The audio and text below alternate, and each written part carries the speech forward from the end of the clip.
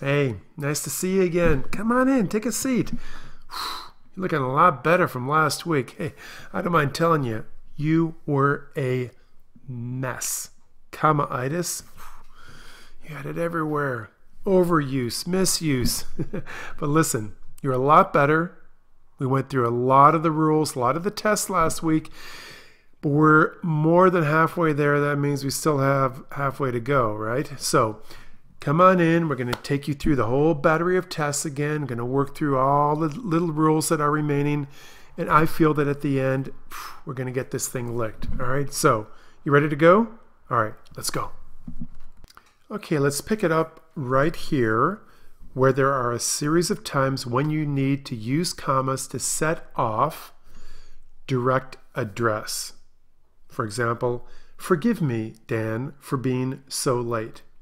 As you can see in the example, what's meant by direct address is that the speaker is directly addressing, directly naming the person being spoken to.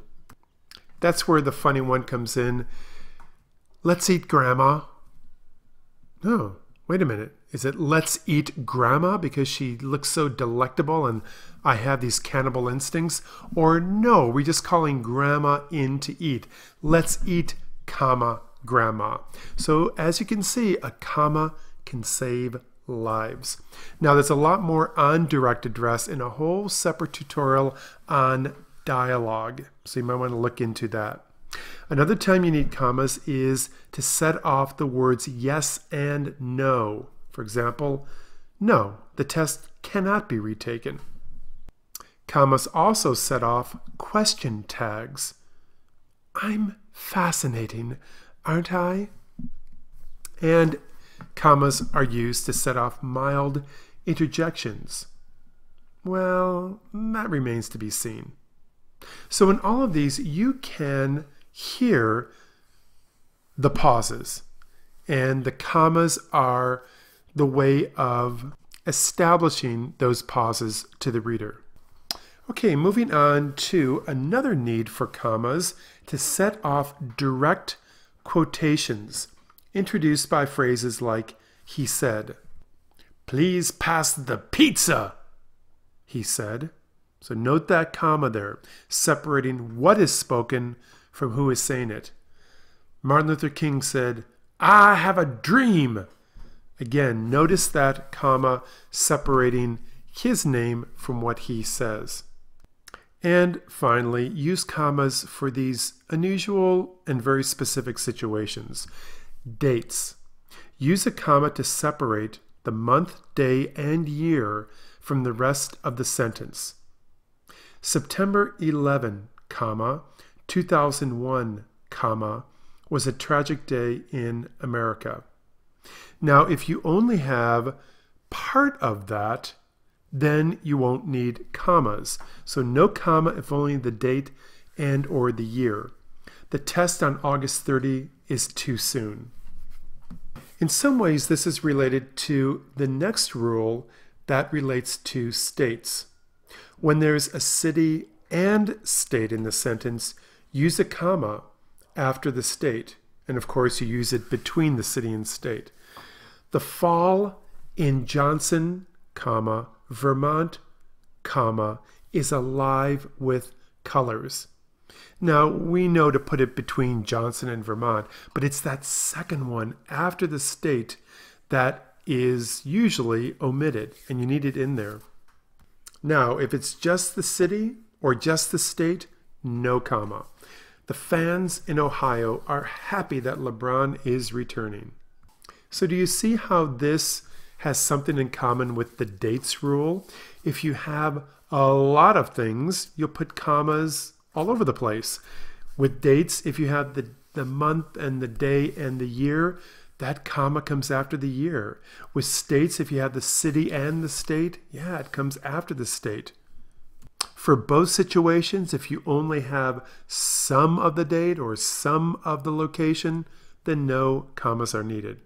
Okay, move on to addresses. The elements of an address are separated by a comma except for the zip code. No comma before that. I lived at 1254 Bunce Road, comma, Lakewood, comma, Ohio 44107. Again, note that that is the zip code. That's why there is no comma. And finally, with titles. If a title follows a name, set it off with commas. James Toner, professor of English, is afraid of tomatoes. Okay, that's the title of James Toner, so you separate that with commas. And that would be the case with MD and PhD, things like that. Okay, here are 17 fresh new sentences. Hit pause, take your time, write down your answers, and rather than write those answers down haphazardly, think of what rule is behind it. If you're unsure, you might want to review this tutorial or the previous one.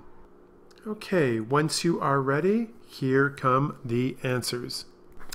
As with the first list, you'll notice lots of words in red. That focuses your attention on where the comma needs to go. Now, I will glance through these quickly and give you a really brief explanation. Number one, we have two independent clauses that can stand on their own, joined by a word like but. Therefore, you need a comma separating these two. Number two, however, is not a complete sentence after the word and. And to get very specific, notice that there is not a subject. It says, and ate it. Okay, it doesn't say, and the cat. There's no subject there. And that almost always, it comes down to that. If there is a subject, then you want the comma. As in the first one, the hoses. That is the subject, therefore you want the comma. Number three, a long introductory clause, 5 words or longer. You do want the comma after eclipse. Number four, we have a list of items.